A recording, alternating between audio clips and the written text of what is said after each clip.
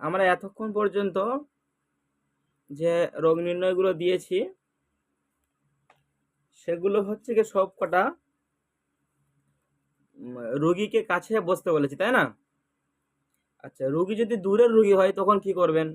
কেউ ফোনে বলল, হুজুর আমার কি সমস্যা হয়েছে আমাকে দেখে বলুন, এরকম বলেন না হজরত? তো দূরের রোগীর রোগ নির্ণয়ের প্রয়োজন আছে তো, নাকি প্রয়োজন আছে? নাকি যেমন চলছে সেরকম দেয়া হবে? প্রয়োজন আছে জি। আচ্ছা, তো এগুলো সহজভাবে বুঝতে পারবেন, বাকি তো হাজিরা তো আছে, পরবর্তী আলহামদুলিল্লাহ হাজিরাতে বুঝতে পারবেন।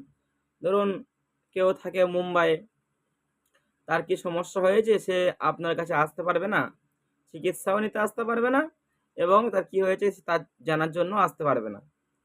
তো এই ক্ষেত্রে আপনারা কি করবেন?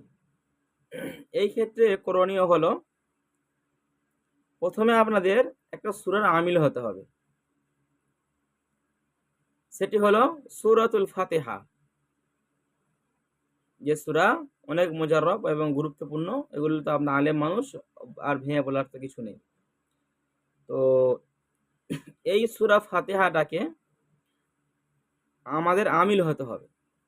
সূরা ফাতিহার আমিল হওয়ার নিয়ম বলেছি তো? সূরা ফাতিহার আমিল হওয়ার সিস্টেম জানেন নাকি বলবো নতুন করে? জানা আছে হযরত। সকলের জানা আছে? একটু বললে, একটু বললে ভালো হয়। আচ্ছা বললে আচ্ছা ভালো হয় হুজুর। আচ্ছা আচ্ছা, সূরা ফাতিহার আমিল আমরা দুই সিস্টেমে হতে পারবো, ঠিক আছে হজরত? সূরা ফাতিহার আমিল আমরা দুই সিস্টেমে হতে পারবো। একটা হচ্ছে ঈশার নামাজের পর, আর একটা হচ্ছে ফজরের নামাজের সুন্নতের পর এবং ফরজ নামাজ পড়ার আগে। বুঝতে হবে এটা। তো প্রথমে আমরা আচ্ছা, এই ক্ষেত্রে বিশ্বনবী সাল্লাল্লাহু আলাইহি ওয়াসাল্লাম বলেছেন, যদি কোনো ব্যক্তি এই সময়ে আমার কাছে কিছু চায়, আল্লাহর কাছে, আল্লাহর কথা বলেছেন, তিনি যদি আল্লাহর কাছে কিছু চায় কোনো ব্যক্তি, আল্লাহ তার দোয়াটা কোনোদিনই ফিরিয়ে দেয় না, সেটা সঙ্গে সঙ্গে ডিরেক্টলি কবুল হয়ে যায়। ঠিক আছে হজরত? তো ওই জন্য এই সময় আমল করা খুব গুরুত্বপূর্ণ ভাবে। যদি আপনি আমলটা 41 দিন চালিয়ে যেতে পারেন, 41 দিন, তাহলে আপনি সূরা ফাতিহার আমিল হয়ে যাবেন। সূরা ফাতিহার আমিল যদি আপনি হয়ে যান, আপনার অনেক উপকার।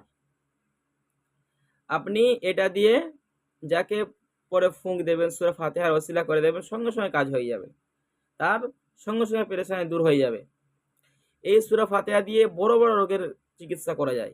পেটের সমস্যা রোগীদের, আপনার নার্ভের সমস্যা রোগীদের, তারপরে এই যে আরো যে বড় বড় রোগ, যেগুলো রোগ আছে আর কি, আল্লাহ এই সূরা ফাতিহার বরকতে অনেক রোগকে ভালো করে দেয়। এ মুজাররব আমল। এই সূরা ফাতিহার আমলটা যদি জানা থাকে, আপনি এই যে ডিমের হাজিরাটাও সূরা ফাতিহা দিয়েও করতে পারবেন। বুঝতে পেরেছেন হযরত? সূরা ফাতিহা দিয়ে আপনি করতে পারবেন। তো বলার কথা হলো, তাহলে আপনি এভাবে এক ধরনের আমিল হতে পারবেন। আমরা সূরা ফাতিহার মতো আমিল হয়ে গেলাম। আমিল হয়ে যাওয়ার পর আমরা রোগ নির্ণয় করার জন্য আমার রোগীর নামটা জেনে নেব। রোগীর নাম, এবং রোগী যদি ছেলে হয়, পুরুষ হয়, তাহলে তার পিতার নামটা জেনে নেব। আর রোগী যদি মহিলা হয়, তাহলে তার নাম এবং তার মায়ের নামটা আমরা জেনে নেব। ঠিক আছে হযরত? জেনে নিয়ে আমরা একটা, ওই যে কাঁসার থালা নেই, আগে আগে জামানায় ছিল, ওই কাঁসার থালা এখনো আছে, ওই কাঁসার থালা বা বাসন বা পাতিল যাই বলেন, ঠিক আছে? তো এই এরকম একটা থালার মধ্যে আমরা এক থালা পানি নেব। যদি মনে করেন যে না, কাঁসার থালা পাওয়া যাবে না, আপনি এমনিতেও করতে পারবেন। এটা হজরত, আপনি এমনিতেও করতে পারবেন। তো আপনি এক থালা পানি নিয়ে নিলেন। পানির মধ্যে আপনি একটা সাদা কাগজ নেবেন, একটা ছোট্ট রকম সাদা কাগজ কাগজ নেবেন। কাগজের মধ্যে আপনি লিখবেন, ইহদিনাস সিরাতাল মুস্তাকিম। এই যে সূরা ফাতিহার একটা আয়াত আছে না, ইহদিনাস সিরাতাল মুস্তাকিম, এই আয়াতটা আপনি আরবিতে অবশ্যই লিখতে হবে। আপনি আরবিতে লিখবেন। লিখে নিয়ে আপনি এক কাজ করবেন, ওই থালাটার সামনে বসাবেন, বসিয়ে আপনি 11